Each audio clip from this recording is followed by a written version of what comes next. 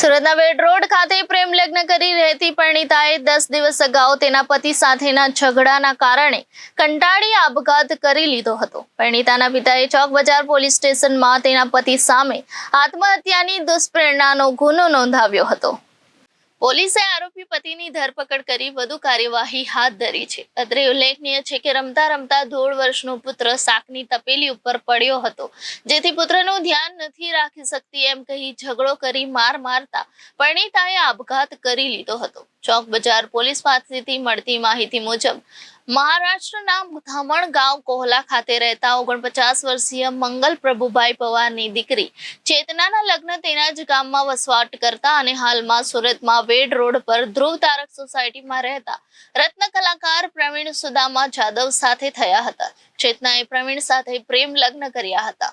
લગ્ન બાદ બંને જણા સુરતમાં રહેતા હતા।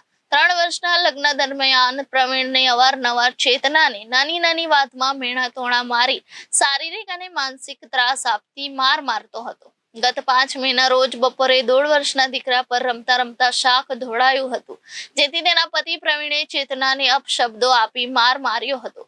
ચેતનાને માઠું લાગી આવતા સાંજે 4:15 વાગ્યાના અરસામાં તેણીએ ઘરમાં ગળે ફાંસો ખાઈ આપઘાત કર્યો હતો। ચેતનાને તેનો પતિ હોસ્પિટલ લઈ ગયો હતો અને સારવાર દરમિયાન તેનું મોત નીપજ્યું હતું। પોલીસ તપાસમાં પતિના ત્રાસથી આપઘાત કર્યો હોવાનું સામે આવ્યું હતું, જેથી ચેતનાના પિતાએ જમાઈ વિરુદ્ધ દુષ્પ્રેરણાની ફરિયાદ નોંધાવી હતી, જેથી પોલીસે આરોપી પતિની મહારાષ્ટ્રથી ધરપકડ કરી હતી। Reporter Hitesh Prajapati, Janadesh news, Surat.